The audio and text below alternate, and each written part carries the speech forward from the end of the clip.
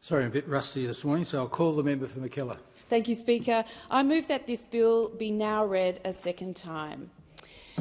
Mr Speaker, seemingly insignificant everyday moments can change our lives. There was a moment that changed the direction of my life. One Sunday afternoon, my 12-year-old son and his friends were chatting to me about climate change. And trying hard not to be alarmist, I said that it was something they were likely going to have to deal with.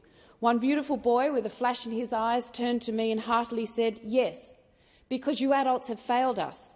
No malice, just a simple statement of fact. I had to agree with him. Fast forward 3 years, after promising myself to do whatever I could to not leave it to our children to clean up our mess, I'd gone from being a GP to an MP. But that's a story for another day.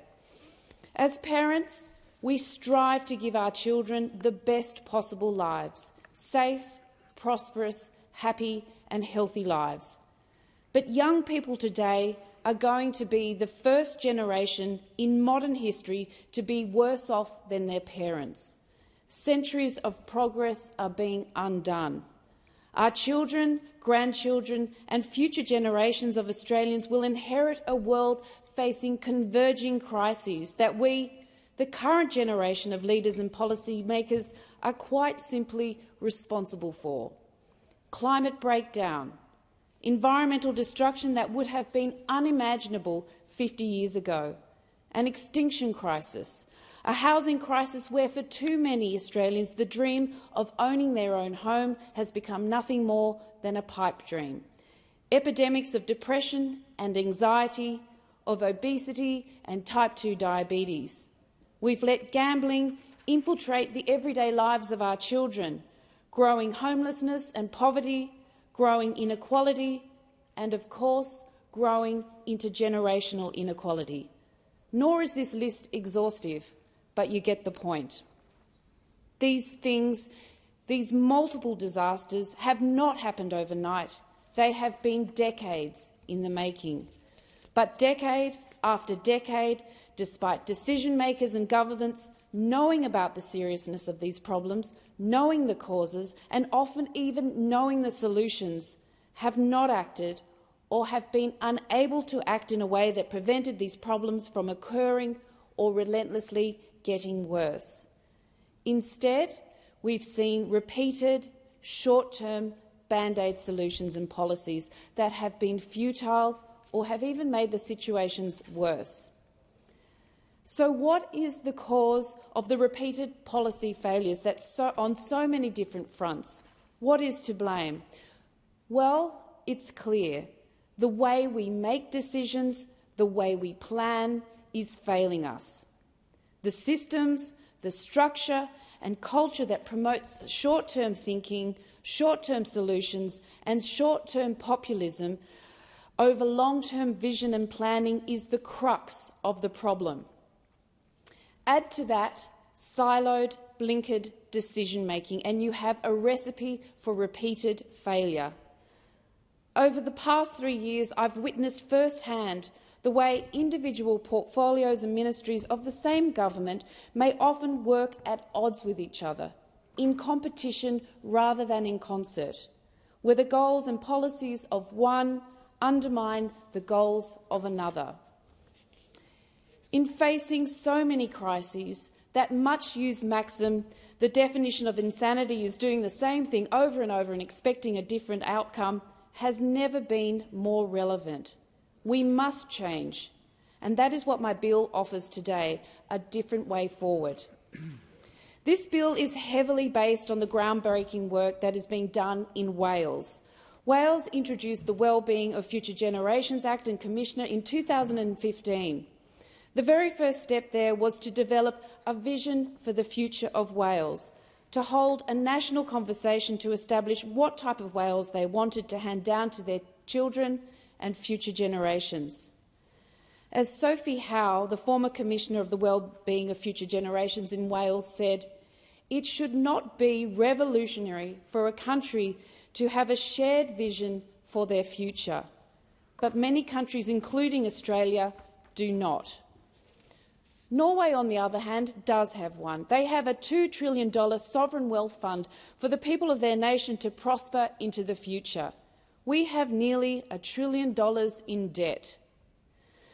And so, this bill introduces a framework to change this, to make sure government and public bodies work together to ensure that they take the well-being of future generations of Australians into account in all of their decision-making.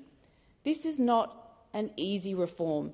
It requires broad cultural change, especially from our leaders. So how will my bill change things? Well, it's based on the fundamental principle that the needs and well-being of the current generation should not compromise the ability of future generations to meet their own needs and well-being. It does 4 things. It creates a legislative framework that ensures intergenerational equity and well-being are taken into account in government and other public decision-making. It imposes a positive duty on government and public bodies to take into account the long-term impact of their decisions. It establishes an independent statutory commissioner for future generations to make sure that everything this Act is trying to achieve is achieved. And lastly, it will start a national conversation on the well-being of future generations in this country. The Commissioner will lead a public consultation process to include a wide diversity of voices to make Australians active co-creators in this new vision for Australia's future. Crucially, it will establish new ways of working that embed long-term considerations and focuses on prevention. It will ensure collaboration and integration of policies of different public bodies and portfolios, so that the policies of one do not undermine the policies and wellbeing goals of the other. Australians want politicians to start thinking beyond their own re-election prospects. They want long-term solutions, they want vision, and they want hope. We owe them that much.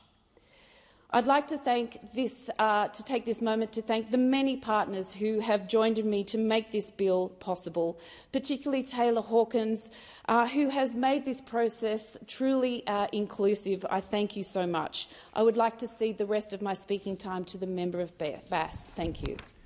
I thank the member for Mackellar. Is the motion seconded? Second the motion. Thank the member for Bass. Question is the bill be now read a second time?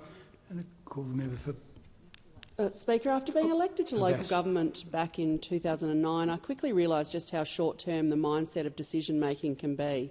Annual budget cycles, 3 or 4 year electoral cycles and maybe 5-year strategic planning cycles.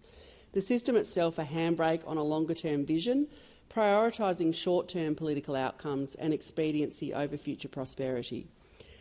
That's been a key motivator for me in my work as a parliamentarian since being elected to this place, and the opportunity to be involved with this issue has been a highlight for me. I'd also particularly like to pay tribute to the amazing Taylor Hawkins, co-founder and managing director of Foundations for Tomorrow.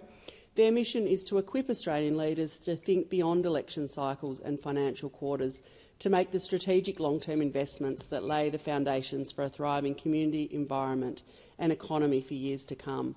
It's been exciting to work with Taylor and the team across this term of parliament to progress this agenda. Which brings us to the bill before us today for an act to establish a framework for embedding consideration of the wellbeing of future generations into government decision-making. It will introduce intergenerational policy-making to Australia, which considers the rights and interests of current and future generations concurrently.